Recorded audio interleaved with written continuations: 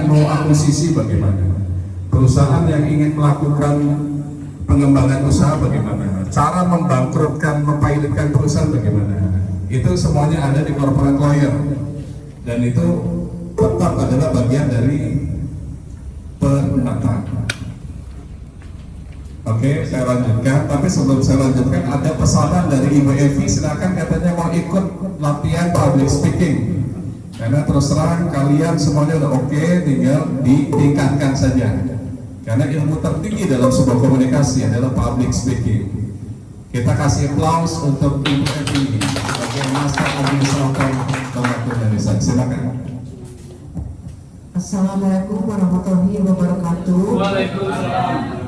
Selamat malam kepada saudara-saudaraku, keluarga besar Tembakau Indonesia. Selamat malam kepada para pimpinan, kepada Pak Sekjen, Pak Wakil Pembina, Wakil Ketua Umum. Saya sangat antusias, sangat semangat dengan mengadakan Lembakum Diklat Lembakum di angkatan ke-21 ini. Saya harapkan diawali di tempat diklat baru daripada Lembakum Indonesia, kita memberikan contoh semangat buat angkatan-angkatan berikutnya, bahwa kita bisa kompak dan bisa meningkatkan kinerja maupun meningkatkan daripada daya kerja kita, dan meningkatkan juga dan memberikan inspirasi yang lebih buat semua siapapun dari mereka yang rindu belajar tentang hukum terutama, dan mereka bisa belajar bagaimana menjadi seorang paralegal dan menjadi seorang advokat yang profesional, bertanggung jawab, dan menjadi penegak hukum bagi bangsa kita. Karena kita harapkan ke depannya kita bisa dari Lembaga Indonesia ini bangkit dan banyak melahirkan paralegal, terutama bagi mereka yang sama sekali awam di bidang hukum. Itu saja yang pesan-pesan yang saya sampaikan kepada buat semua kita, keluarga besar Lembaga Indonesia. Selamat malam, selamat melanjutkan aktivitas. Lembaga Indonesia, Foundation of Justice, Kalibara.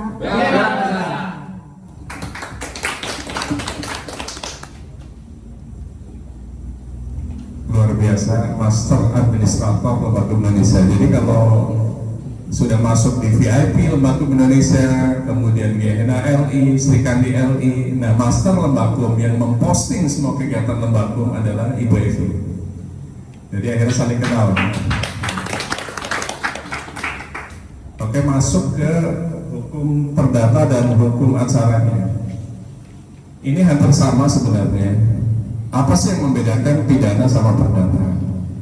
Kalau pidana pada saat hukum acara, lawan dari kita sebagai kuasa hukum adalah jaksa penuntut umum, dan itu pasti ada pemidanaan, pasti ada yang dipenjara, pasti akan ada yang harus bayar. Jadi tidak melulu penjara saja. Untuk kasus extraordinary crime seperti narkotika, kemudian tipikor, itu ada uang pengganti atau denda. Kalau narkotika hanya denda saja. Kalau tipikor ada denda dan uang pengganti. Denda terkait dengan undang-undang tipikor itu maksimum 1 miliar. Kalau uang pengganti sebanyak yang dikorupsi. Namun kalau narkotika sudah masuk di Undang-Undang Nomor 35 Tahun 2009 tentang narkotika, biasanya 1 miliar kalau pemakai yang di atas 5 gram. Kemudian produsennya 10 miliar, itu sudah ditentukan. Tapi kalau di tipikor itu hanya 1 miliar, uang penggantinya sebanyak yang dikorupsi.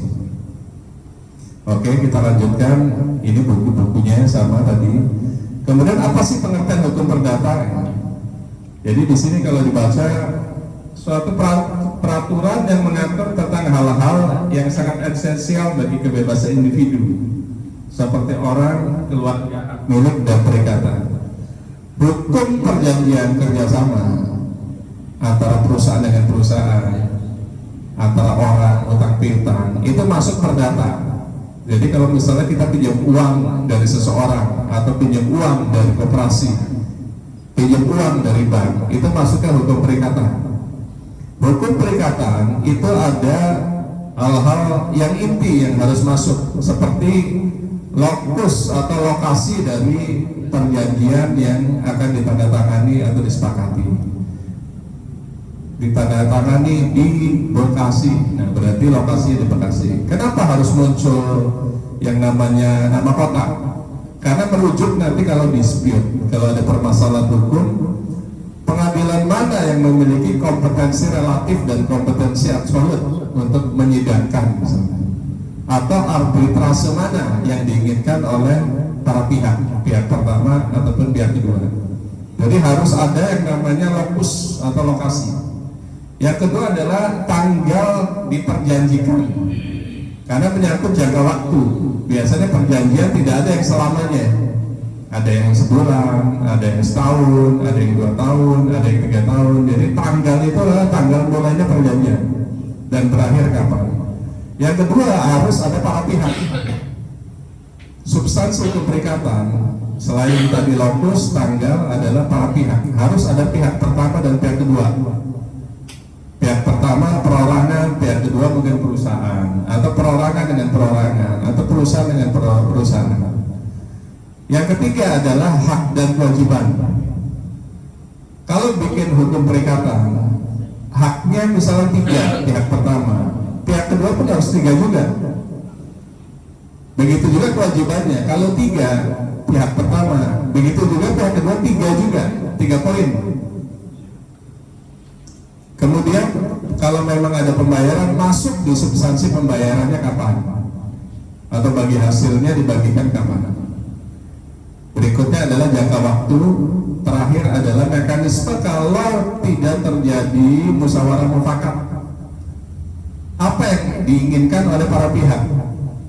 Pertama, pilihannya adalah pengadilan. Yang kedua, arbitrase. Kalau sesama muslim biasanya masuk ke Basarnas, Badan Syariah Arbitrase Nasional. Kalau yang umum masuknya di BANI, Badan Administrasi. Ada lagi PAMI, Pusat Arbitrase dan Mediasi Indonesia. Kalau asuransi ada lagi mediasi asuransi BMI, Badan Mediasi BMAI, Badan Mediasi Asuransi Indonesia. Jadi semuanya di luar pengadilan. Apa yang membedakan pengadilan dan non pengadilan? Kalau lewat arbitrase sifatnya adalah tertutup dan tidak ada upaya hukum berikutnya. Jadi tidak ada namanya banding, kasasi ataupun PK. Jadi kalau sudah memutuskan arbitrase, itu adalah keputusan yang inkrah, keputusan yang final and binding, keputusan yang sudah selesai saat itu juga. Dan hakimnya bukan hakim yang ada di pengadilan, arbiter. Kalau kasus konstruksi bisa jadi ada ahli konstruksi nanti arbiternya. Dan arbiternya kita yang memilih, pihak pertama dan pihak kedua. Kemudian pengertian hukum perdata lagi adalah keseluruhan kaidah hukum baik tertulis maupun tidak tertulis. Ini yang membedakan dengan pidana. Kenapa di perdata ada kalimat tidak tertulis? Karena sumber hukum dari perdata itu ada yang tidak tertulis juga. Apa itu tidak tertulis? Seperti hukum kebiasaan. Hukum yang berlaku di Padang dengan hukum yang berlaku di Medan itu berbeda. Kalau masalah perkawinan, karena di Padang menganut matrilineal, kalau di Medan menganut patrilineal. Jadi di Padang, kalau yang meninggal adalah suaminya, harta langsung semuanya ke istrinya. Kalau yang meninggal istrinya, harta langsung masuk ke mamanya. Jadi laki-laki itu tidak memiliki hak apa-apa. Itu matrilineal. Kalau patrilineal kebalikannya. Kalau Jawa itu 50-50 antara laki-laki dan perempuan. Kemudian balik lagi hukumnya pakai hukum waris Islam atau hukum perdata. Kalau untuk pembagian waris. Kemudian ada lagi hukum yang mengatur hubungan antara subjek hukum, orang dan badan hukum satu dengan yang lain dalam hubungan kekeluargaan. Nah, ini berarti undang-undang perkawinan, Undang-Undang Nomor 1 tahun 74. Kemudian dalam bahasa Belanda disebut civil right. Jadi kalau ada kalimat recht itu berarti hukum. Recht, civil right, private right itu berarti hukum-hukum perdata. Kemudian berikutnya, nah ini sumber hukum perdata, ada tertulis dan tidak tertulis. Tadi sudah dijelaskan. Hukum adat masuk ke hukum tertulis, hukum tidak tertulis. Traktat jurisprudensi, traktat perjanjian antar negara. Kemudian hukum acaranya adalah hukum yang mengatur proses dari perdata tadi. Jadi proses dalam persidangan. Apakah nanti masuk ke gugatan perbuatan melawan hukum, atau mungkin manifestasi, atau gugatan perceraian, atau monogami, dan lain-lain. Kemudian asas-asasnya hampir sama, namun, nah ini jangan, kita sebagai kuasa hukum, sebagai lawyer, yang di pasal 1, 2, 3 HIR, jangan ditonjolkan. Nanti kita lawyernya nggak laku nih, karena perdata itu nggak perlu lawyer sebenarnya. Dia itu jangan ditonjolkan.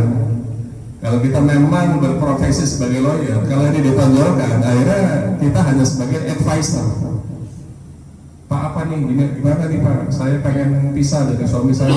Udah selesai, Ibu silakan sendiri saja Bu, saya kasih semuanya ilmu-ilmunya. Nah, dia bayar lawyer fee-nya untuk apa? Orang tidak mewakili kita gitu.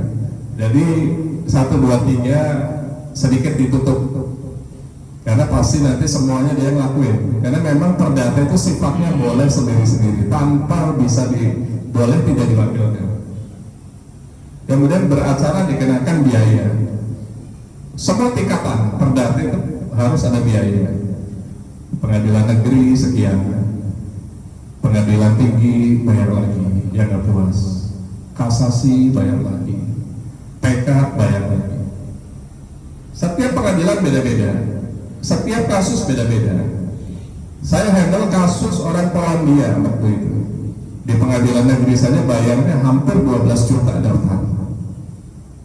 Alasannya adalah surat menyuratnya jauh. Jadi mereka sudah menghitung paniteranya, kemudian kita bayar langsung ke bank BTN, biasanya di setiap pengadilan ada.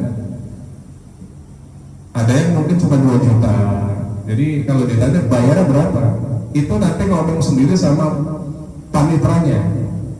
Di setiap pengadilan itu ada panitera. Kita bayar berapa, dokumen kita lengkap apa enggak, di registernya kapan, dan lain-lain. Kemudian asas dari hukum perdata itu hakim bersifat menunggu. Pada saat kita menghadirkan saksi, saksi tersebut tidak di BAP sebelumnya kayak pidana. Jadi hadir aja. Besok mau sidang kesaksian dan saksi meringankan kita, keluarga atau apa, tinggal bawa KTP saja nanti saksi tersebut. Nanti diperlihatkan di majelis hakim. Nah, KTP itu nanti ditanyakan oleh majelis hakim, nama apa semuanya. Jadi hakim tidak bisa memanggil orang. Hakim tolong panggil dong, dia kayaknya intervensi nih, dia terlibat nih, nggak bisa. Karena asas dari hukum perdata itu adalah menunggu, beda dengan pidana.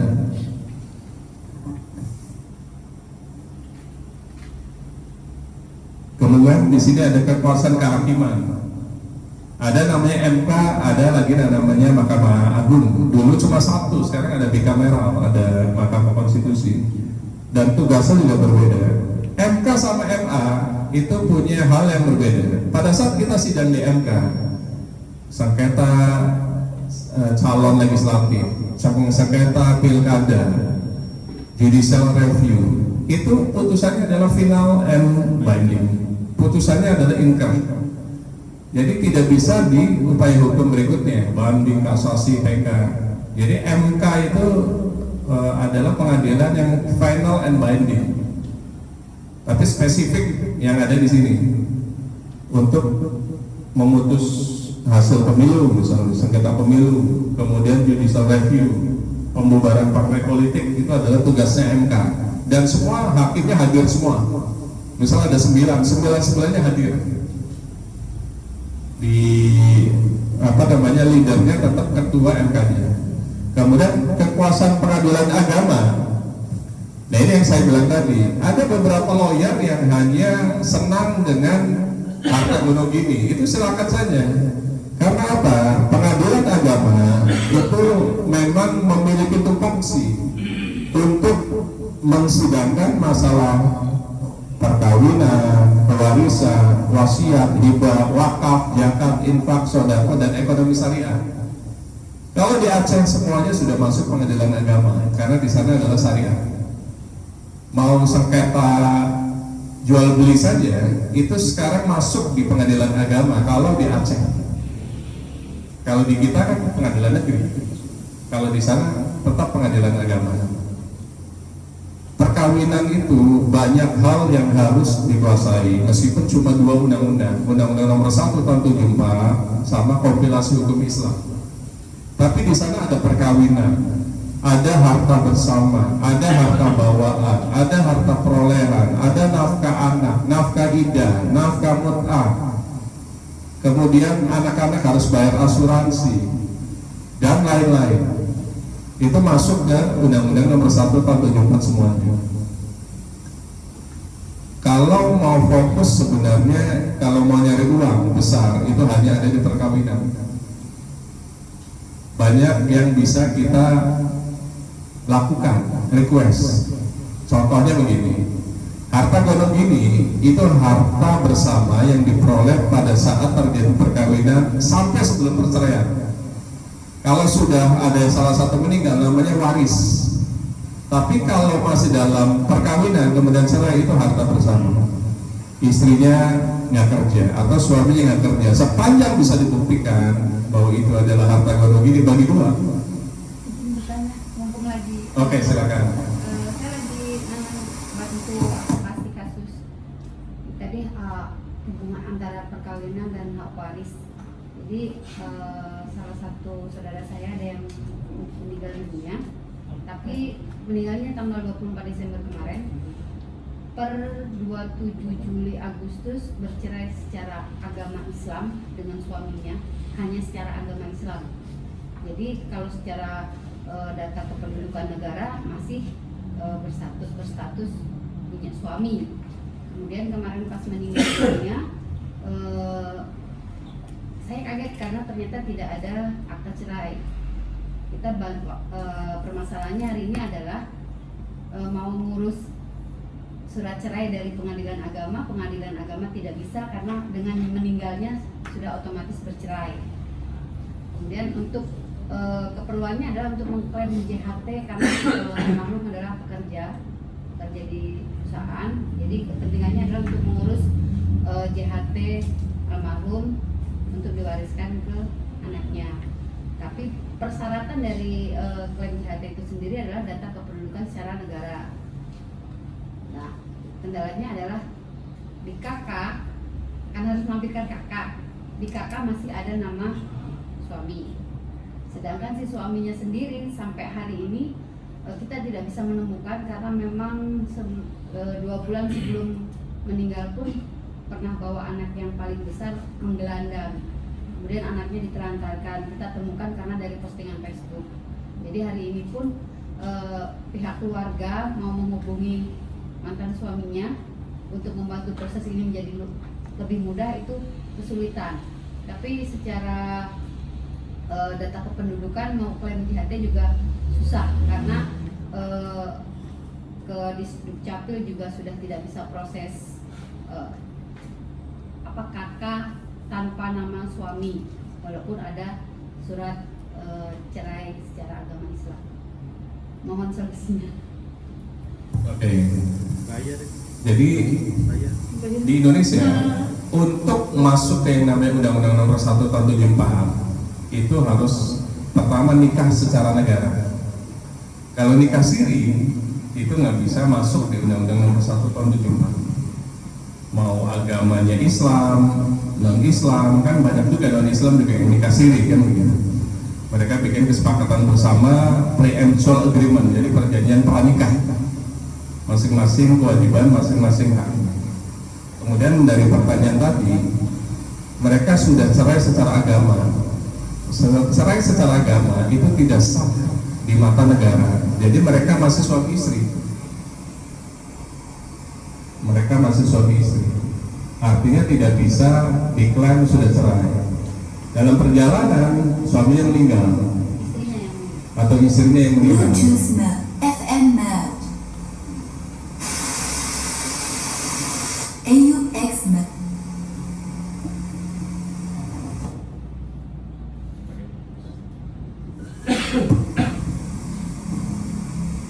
Siapapun yang meninggal dan belum mengurus yang namanya gugat cerai, itu mereka tidak masuk sebagai perceraian.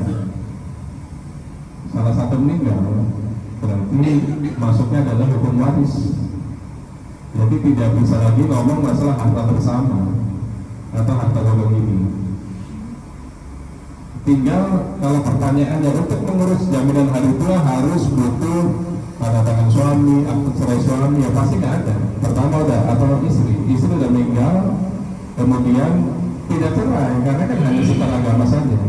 Kenapa nggak dibuatkan surat akte kematiannya saja dilampirkan? Karena itu sah secara negara bahwa pasangan tersebut sudah meninggal. Jadi yang dilampirkan bukan akte cerainya, karena mereka belum pernah bercerai secara negara, meskipun sudah bercerai secara agama. Talak pun harus diucapkan lagi di persidangan pada saat gugat cerai di pengadilan agama. Jadi saya lihat ini belum masuk kategori perceraian. Kemudian terkait dengan harta-harta lainnya, ya pakai akte kematian saja Bu. Menurut kami pakai akte kematian itu sah untuk JHT, asuransi, dan hak-hak lainnya yang harus didapatkan oleh pasangan yang masih hidup dan anak yang masih hidup. Itu jawaban kami. Jadi intinya selama data kependudukan secara negara belum ada perubahan, tetap hak waris itu jatuh ke suami dan anak-anaknya. Betul, karena punya anak. Beda kalau nggak punya anak. Anaknya. Kalau nggak punya anak, itu ibunya, istrinya itu harus dapat, orang tua istrinya 50-50 jatuhnya. Tapi kalau dia punya anak, melekat semuanya ke anak. Tapi balik lagi, mau memakai hukum waris Islam atau hukum waris perdata barat. Kalau perdata barat, orang tua dari istri tersebut nggak dapat apa-apa. Tapi kalau waris Islam, kakeknya yang masih hidup pun dapat, neneknya yang masih hidup pun dapat, dari pihak suami ataupun dari pihak istri. Itu hukum waris Islam. Tinggal mau menggunakan hukum waris apa, tentunya hakim yang akan memutuskan itu. Kira-kira jawaban setelangannya itu. Jadi akte kematian saja untuk DHT. Kalau akte kematian sudah diurus, hanya saja itu tadi kembali ke data kependudukan di syaratnya kan salah satunya kakak, karena di kakak itu masih tercantum nama suami. Jadi kesulitannya ketika ada nama suami, orang yang cukup usia untuk menjadi penerima warisan, maka agak kesulitannya di sini karena yang cukup usia ini tidak ada orangnya, hanya ada anak-anaknya saja. Anak yang di bawah 18 tahun itu masih dianggap anak-anak. Iya, masih baru kelas 5 SD yang Pak. Bikin perwalian saja, permohonan perwalian di pengadilan agama. Jadi permohonan Perwalian. Jadi perwalian ke siapa? Misalnya kakaknya istrinya atau kakaknya suaminya, orang tua dari istri. atau orang tuanya misalnya. Jadi perwalian. Jadi anak-anak ini diurus sampai dewasa oleh yang mendapatkan hak wali tersebut. Itu namanya perwalian, permohonan perwalian. Ke pengadilan agama Pak ya? Pengadilan agama. Karena muslim, kalau non muslim pengadilan agama. Terima kasih. Ya. Ada lagi yang lain sebelum dilanjutkan?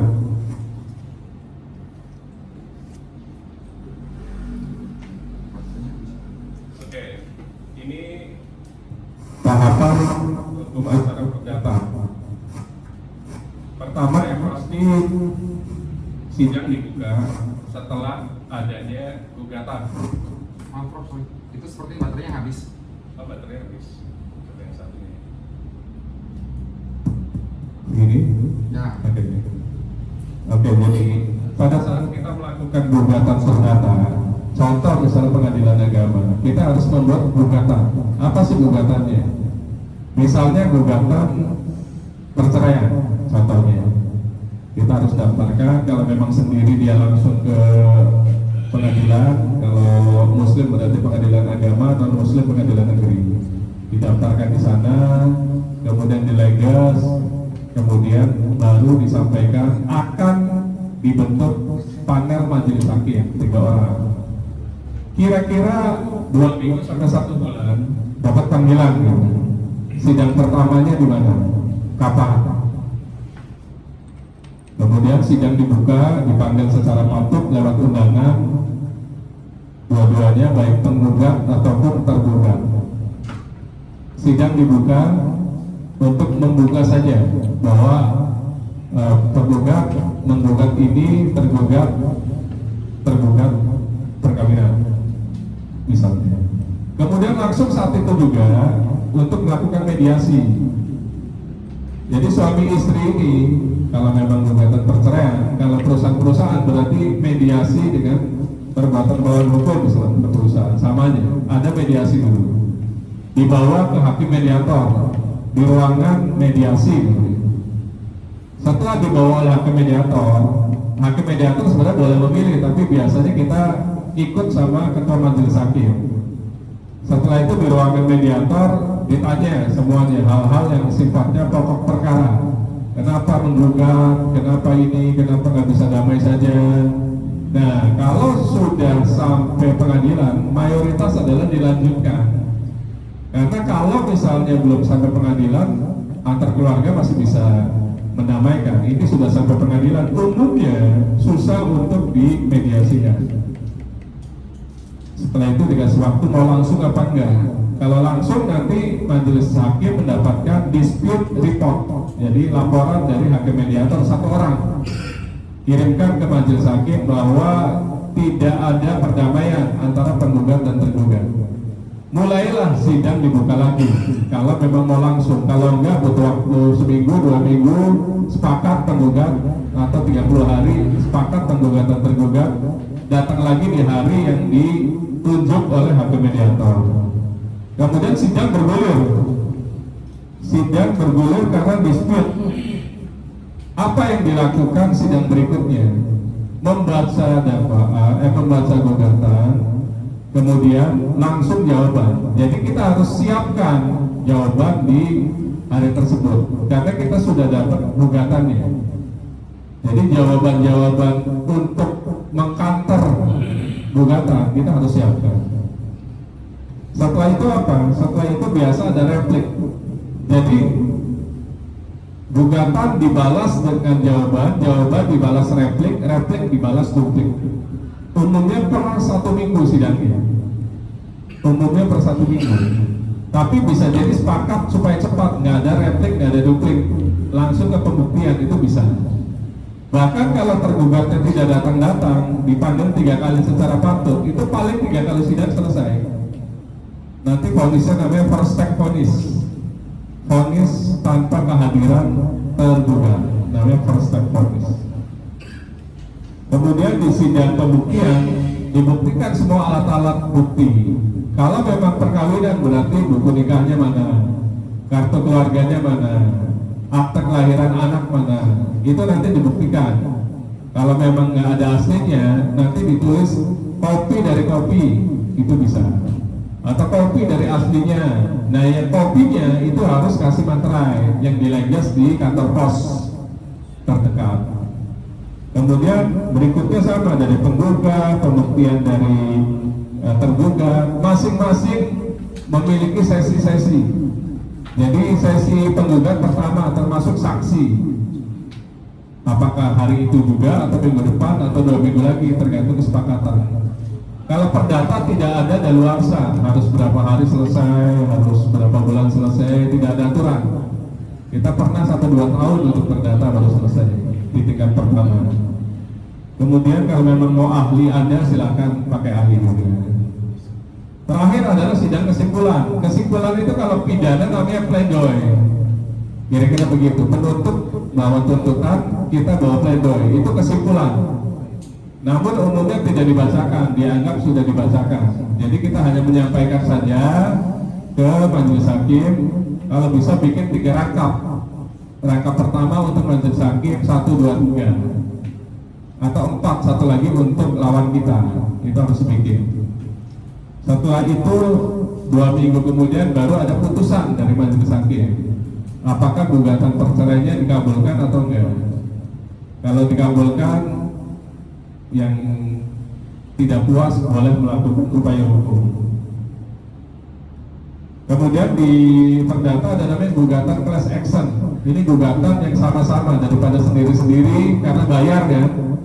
Akhirnya dijadikan satu. Boleh 1000 orang pun bisa dalam satu gugatan. Ini namanya gugatan class action. Sesuai dengan Perma nomor 1 tahun 2002, tanggal 26 April 2006. Pengertiannya apa? Tata cara pengajuan gugatan yang dilakukan 1 orang atau lebih. Orang itu bertindak mewakili kelompok. Kemudian ada kesamaan hukum, ada kesamaan fakta. Umumnya misalnya penggusuran, nah itu kan kesamaan fakta. Jadi satu daerah pengen menggugat pemerintah, itu bisa. Itu maksudnya class action. Jadi jangan sendiri-sendiri, karena perdata adalah bayar. Lebih baik patungan menurut kami antar penggugat class action tersebut supaya lebih murah. Upaya hukum sama dengan pidana sebenarnya perdata itu. Kalau nggak puas masing-masing, itu bisa melakukan upaya hukum biasa dan upaya hukum luar biasa. Upaya hukum biasa berarti ke pengadilan tinggi yang ada di provinsi. Kemudian masih juga kasasi di Jakarta, di Medan Merdeka Utara. Nggak puas lagi baru PK. Nah itu perdata. Ada pertanyaan sebelum saya masuk ke TUN?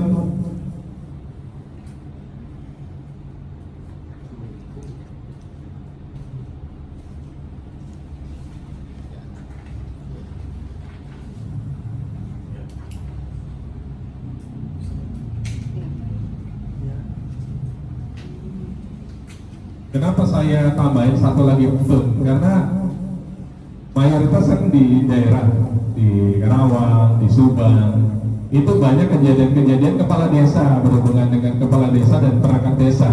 Jadi aturannya beda. Kita nggak bisa gugat mereka secara perdata. Kita harus gugat mereka dengan tata usaha negara, TUN. Dan pengadilannya cuma satu. Di provinsi itu cuma satu.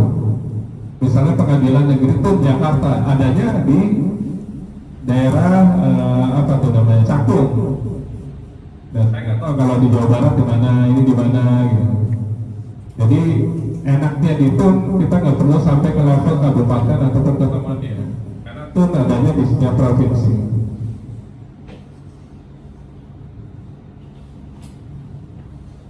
Kemudian apa sih TUN itu? Hukum TUN adalah kaidah tentang tatanan yang mengatur hubungan antar negara dengan warga negaranya. Dalam konteks ini hubungan yang maksud adalah berkaitan dengan administrasi. Misalnya seorang wali kota yang mengeluarkan keputusan tertulis kepada jajarannya atau bawahannya. Keputusan tertulis inilah yang kemudian disebut keputusan administrasi, sehingga dalam perkembangannya disebut sebagai hukum tata usaha negara. Jadi lawan dari kita itu adalah pasti adalah pejabat. Bisa kepala desa, bisa camat, bisa wali kota, bisa bupati, bisa gubernur, bahkan bisa presiden. Kemudian dalam arti sempit hukum tata negara berbicara mengenai TUN, maka tidak akan lepas dengan adanya peradilan tata usaha negara. Sejarahan HATU nanti dibaca lagi. Sumber-sumber hukum acara negara atau TUN adalah Undang-Undang Administrasi Negara, Hukum Administrasi Negara, Jurisprudensi, dan anggapan para ahli hukum administrasi negara menurut Utrecht dari Belanda. Kompetensi pengadilan TUN dalam hal ini badan atau pejabat yang diberi wewenang oleh berdasarkan peraturan perundang-undangan. Nanti silakan dibaca. Yang berhak menggugat itu orang atau badan hukum perdata yang merasa dirugikan.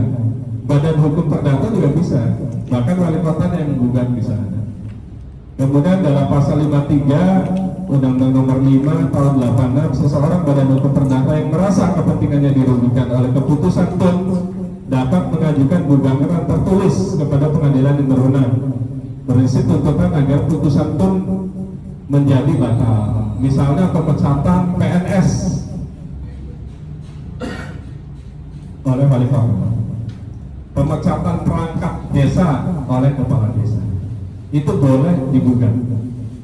Tapi bukan perbuatan melawan hukum atau prestasi. Itu masuknya ranahnya kompetensi absolut dan kompetensi relatifnya adalah pengadilan TUN. Jadi jangan salah gugatan juga. Misalnya kasus kepala desa digugatnya di pengadilan negeri, nanti kita nggak diterima juga. Aparat desa dipecat, gugatan di pengadilan negeri. Meskipun pengadilan tidak boleh menolak, tapi kita sebagai lawyer harus smart juga. Ini nggak masuk nih, daripada kita bayar dan akhirnya sidang kemudian ditolak juga, mendingan kita tepat sasaran. Kalau hal-hal yang sifatnya tata usaha negara, pemecatan dan lain-lain, itu masuknya ke ranah pengadilan TUN. Kemudian alasan-alasannya ini ada bertentangan dengan ketentuan perundang-undangan, bertentangan dengan ketentuan yang bersifat material. Kemudian badan atau tata usaha negara, pejabat tata usaha negara tersebut pada waktu mengeluarkan keputusan menggunakan kewenangannya untuk tujuan atau maksud diberikannya wewenang itu, kemudian dan lain-lain. Syarat sahnya ada di pasal 55 Undang-Undang Nomor 5 Tahun 86. Alat buktinya hampir sama dengan pidana ataupun perdata.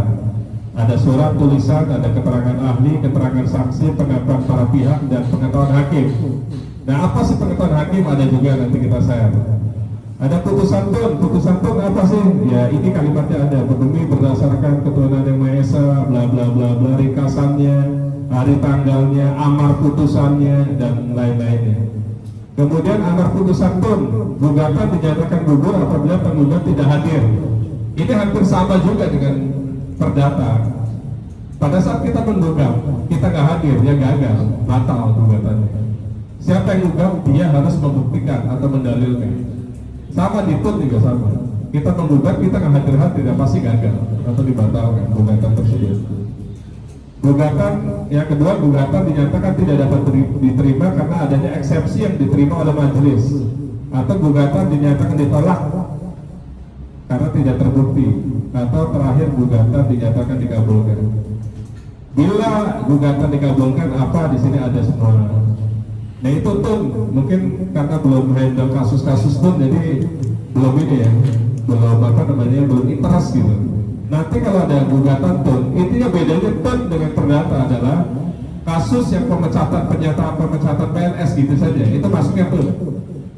Sisanya itu masuk di pengadilan negeri, baik perbuatan melawan hukum ataupun perbuatan prestasi. Jadi patokannya itu saja sederhananya. Oke, ada pertanyaan? Mau bertanya, Prof? Iya, silakan. Misalnya gini, ada wajib pajak dalam faktur pajak dia dinyatakan bersalah oleh Menteri Keuangan, tapi setelah diperiksa dan dia ternyata yang dalam tanda kutip Menteri Keuangan ada apa? Tidak melalui itu bisa. Oke, ini saya di luar konteks ini ada nama pengadilan pajak sebenarnya. Pada saat sebuah perusahaan katakanlah ditemukan adanya tindakan yang harus membayar sekian, dia tidak bayar, itu akan ada proses di Direktorat Banding Dirjen Pajak dulu. Kalau ternyata dispute, baru masuk ke pengadilan pajak. Jadi ranahnya di pengadilan pajak, bukan di pengadilan TUN. Kalau maksud saya gini, menggugat Menteri Keuangan di perusahaan apa di PT UN. Balik lagi, namanya perdata, tidak boleh majelis hakim menolak gugatan. Konteksnya ke sana. Tapi kalau kita tahu bahwa itu salah sasaran, lebih baik nggak usah dilakukan. Kalau memang mau misalnya katakanlah kita pengen menggugat Menteri Keuangan, kita pengen menggugat Dirjen Pajak, kita pengen menggugat KPN, kantor bandara negara atau mungkin kantor pajak gitu yang di setiap kabupaten atau kota madya, itu arahkan pidana saja kalau menurut saya, kalau tujuannya ke sana supaya rame gitu. Kalau di tun saya rasa bisa masuk tapi akhirnya habis di ini aja, habis di waktu saja. Jadi lebih baik masuk dengan katakanlah misalnya ada kalimat apa, pencemaran nama baik masuk, atau perdatanya perbuatan melawan hukum masuk. Kalau di tun mungkin menurut saya belum masuk, mungkin ya, karena nanti akhirnya sidang jalan, akhirnya golnya kita nggak dapat apa-apa. Terima kasih, Bang. Ada lagi sebelum digantikan oleh yang di belakang, Ketua DPD Lembakom DKI Jakarta. Satu lagi Pak. Oke, silakan. Gini, Aliansi Buruh Jawa Barat hari ini sedang memptun-kan Gubernur Jawa Barat terkait SK UMK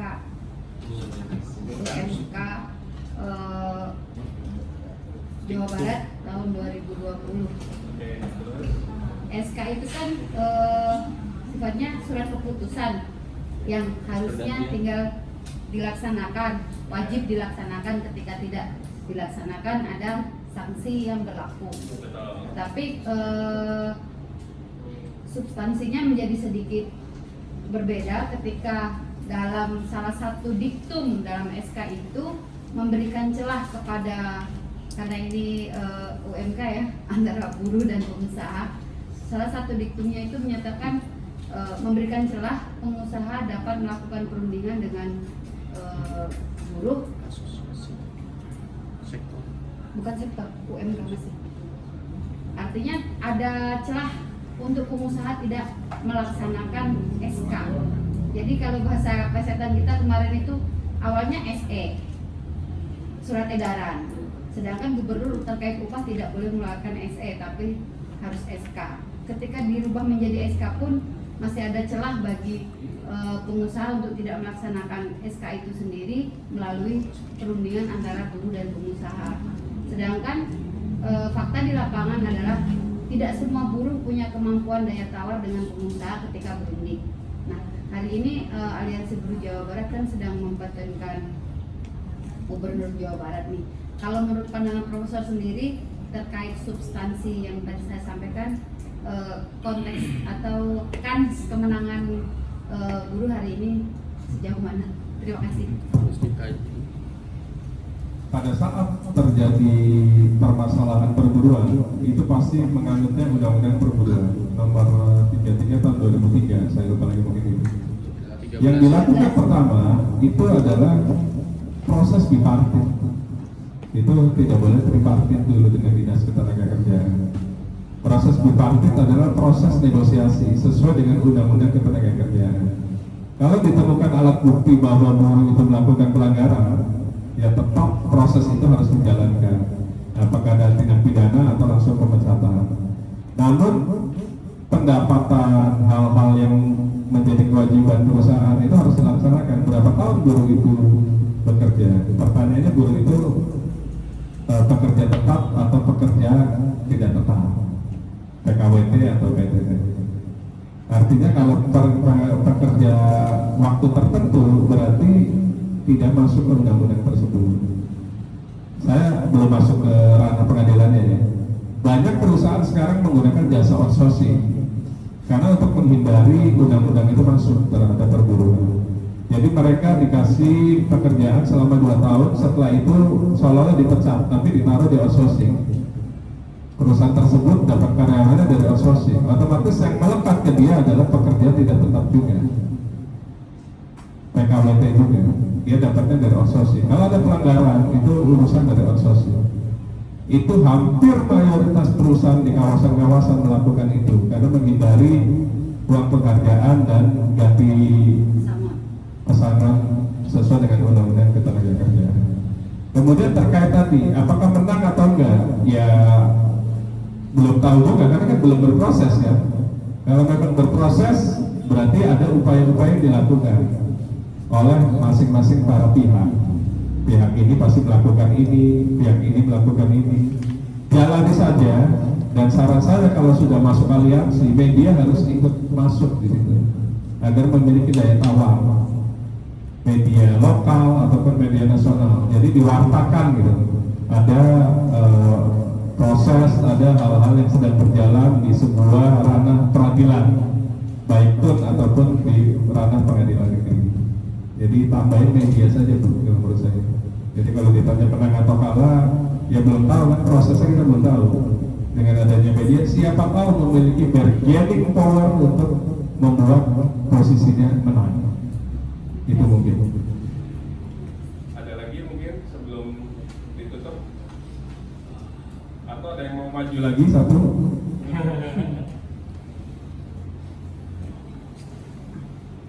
Ada cukup?